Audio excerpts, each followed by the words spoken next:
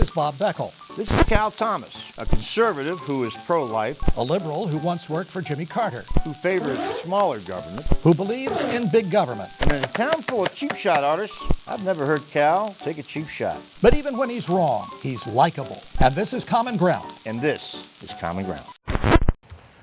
Welcome again to Common Ground, a video version of Bob Beckel's and my bi-weekly USA Today column in which we try to figure out how to bridge Washington's partisan divide. Well, Bob, today we go to Wisconsin. Now, in high school, I played in a band, and one of the songs we played all the time, and I know you want me to sing it for you, was On Wisconsin, On Wisconsin. You know, it's a great song. Is that, don't leave your day job, that's all I can tell you.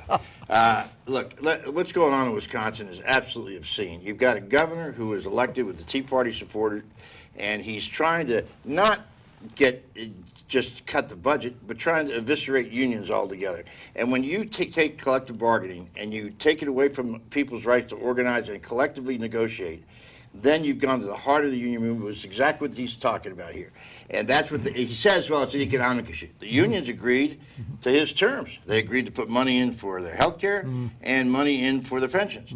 And still, he wants to do away with collective bargaining. Well, Bob, that isn't entirely true. What the governor wants to do is to tell people we're out of money. We don't have any money anymore.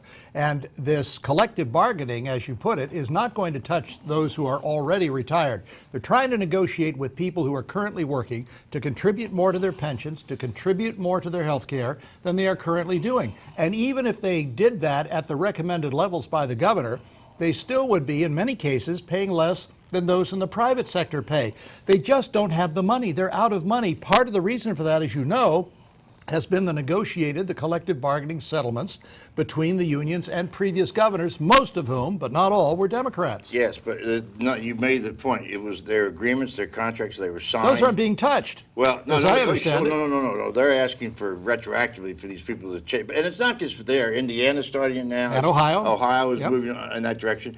But let's get to the bigger picture here, which is the federal budget deficit that right. Everybody's so worried about. I'm not as worried about it as other people are, but let's assume, let me play along with the game here and say, oh, it's a terrible thing. We're gonna mortgage our grandkids and all that. That's what Democrats used to say when Republicans held the White House. But listen, here's the thing: the Republicans come up with a budget that revises the 2011 budget and cuts 60% or $61 billion out of a 13% slice of the federal budget. I mean, and it's hurting the most vulnerable people among us.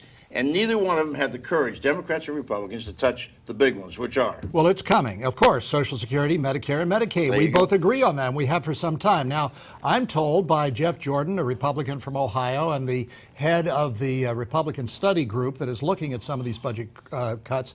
We had breakfast last week together. He promised me that before the August or by the August recess, Republicans are going to come up with a plan, hopefully with the cooperation of some Democrats who, as you say, know what the problem is, but nobody has been willing to address it, to actually begin to address the entitlements. And John Boehner, the House Speaker, has been making noises along those lines, too. I think there's a common ground approach that can come there if both sides enter this with the objective of finding a settlement. Well, I think, listen, also in the Senate, you've got Coburn, who's Tom Coburn, Oklahoma, who's very conservative, and Warner from Virginia, a Democrat, who's a moderate, working on a plan that essentially tracks the bipartisan commission on deficit reduction. Right. Now, I was a little embarrassed that President Obama did not raise entitlements when he sent forth his budget, but we know, you know, and I know, we've said this all along. Unless and until they join together and take on these entitlements, one party can't do it alone. They've got to do it together and take the political heat. Nothing's going to be dealt with the budget. Yeah, I completely agree. And both sides have played this game for some time with, starving grannies in the street. The thing that bothers me about the potential government shutdown on March 4th is that the media can't wait for this. I mean, you remember what happened last time in 1995. They had the Washington Monument closed. They had libraries closed. They had the presses were stopped at the check writing Treasury Department. Little old ladies were going to get thrown out in the street. You guys play that game so well. I got to congratulate you. I thought we did do that one pretty well. I'm not convinced there is going to be a shutdown, but in any event, we said it was moved to Ohio. What's your song for Ohio?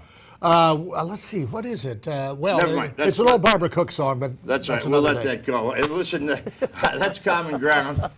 Make sure to check out our column on USA Today's opinion website at opinion.usatoday.com. Thanks for tuning in, and come back again for the next installment of Common Ground.